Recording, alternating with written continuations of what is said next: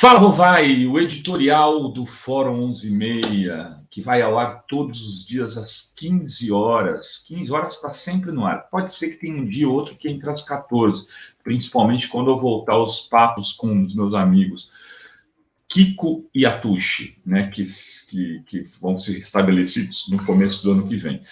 Você que está assistindo esse vídeo a partir do corte dele, faz o seguinte, se inscreve, é de graça, se inscreve aqui no canal da TV Fórum, compartilha com os amigos, se puder virar membro, vire membro, apoie esse projeto de jornalismo progressista e independente, que a gente faz com imensa dedicação para você, não só no YouTube, mas também no site da Revista Fórum, www.revistaforum.com.br. O tema de hoje não poderia ser outro, a confissão do juiz ladrão. Juiz ladrão, não sou eu que estou dizendo, é o Glauber Braga, deputado federal pelo PSOL, que disse de forma contundente para Sérgio Moro quando ele ainda era ministro da Justiça do governo Bolsonaro. Isso não pode se esquecer, a gente não pode esquecer. Moro é aquele cara que era juiz, né, de primeira instância, que operou, como ele mesmo confessou ontem, eu vou ler aqui a confissão, como ele mesmo confessou, operou a destruição, a demolição do PT, a prisão do Lula, que de alguma forma foi fundamental para o impeachment da Dilma, e que depois de ter feito tudo isso, colocado no ar uma confissão que não valia de nada do Palocci, uma suposta delação, uma coisa sem sustentação nenhuma, no final do processo do primeiro turno, que estancou o crescimento da Haddad, levou o Bolsonaro a ser presidente da República, ele assumiu, foi o primeiro-ministro a ser escolhido pelo Bolsonaro, e com Bolsonaro esteve durante todo o esquema, por exemplo, de esconder os filhos, de pôr para baixo do tapete os esquemas de rachadinhas do filho.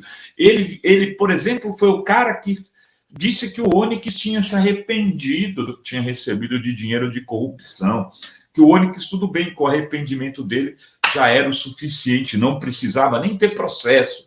O Moro é esse cara, e esse cara ontem disse o seguinte: como é que a gente pode defender um governo desse? Com pessoas com fome da fila de ossos.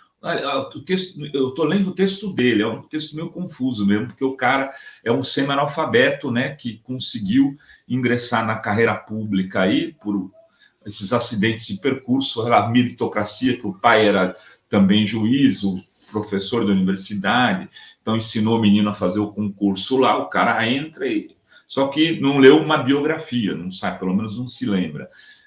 O texto é confuso, continuarei. Com pessoas com fome, da fila de ossos, um governo que foi negligente com as vacinas, um governo que defende as pessoas, um governo que desmantelou o combate à corrupção, um governo do qual ele participou.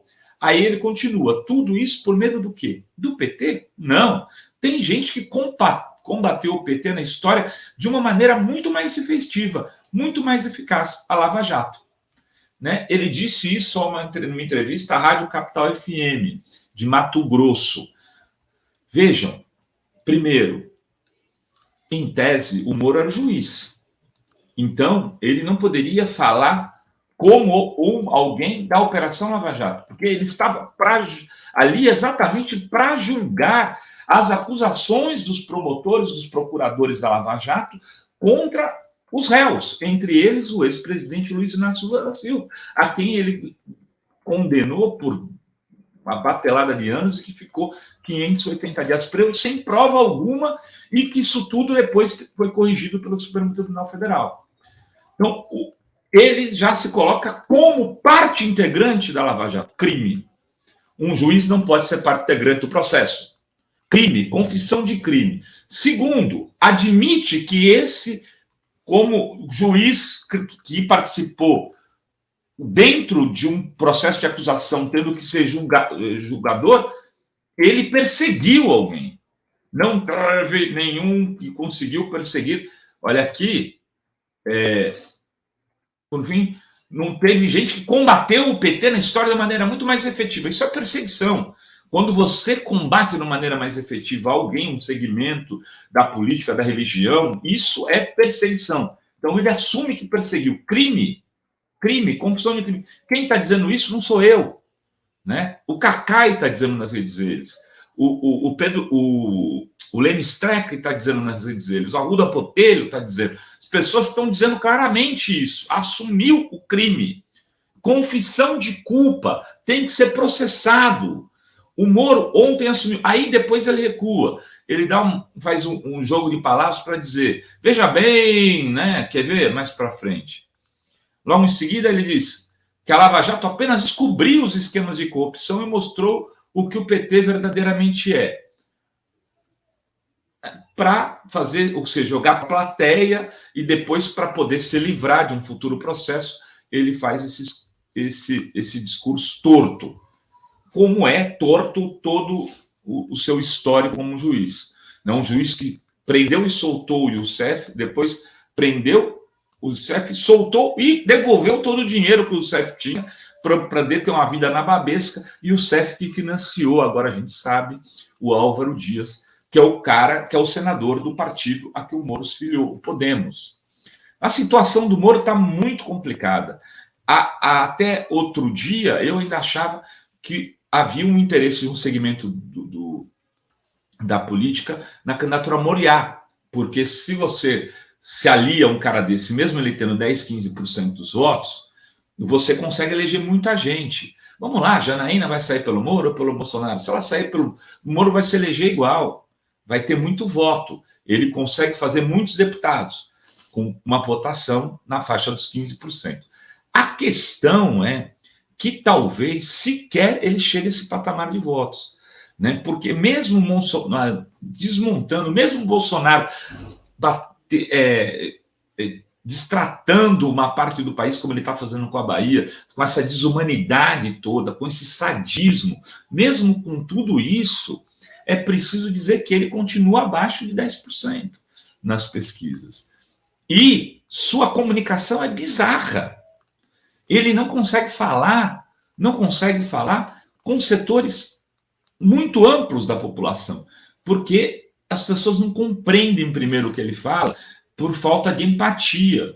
É um cara que fala no vazio, ele não sabe falar de comida, ele sabe falar de corrupção. É um discurso que já foi a chave da eleição de muita gente, mas que não enche prato. E o povo trabalhador sabe que não enche prato e provavelmente neste ano não estará preocupado com isso. Eu me recordo na época que o Maluf tinha força e expressão eleitoral, a gente falava, como pode o povo votar no Maluf, né? Como é que se explica isso? E o eleitorado do Maluf fala assim, Maluf rouba, mas faz, né?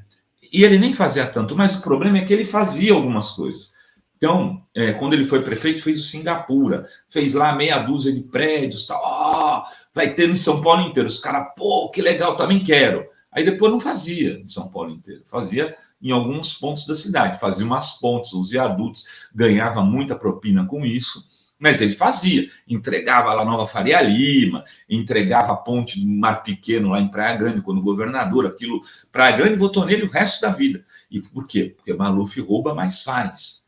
Era uma loucura. Então, se a população aceitava isso, de um cara como Maluf, que fez muito menos do que alguém como o Lula, o que eu quero dizer não é que o Lula rouba, mas faz, mas que até esse discurso será utilizado por conservadores, pessoas que não gostam do PT, para votarem no Lula no primeiro turno. E é por isso que o Merval hoje já está admitindo a vitória do Lula no primeiro turno.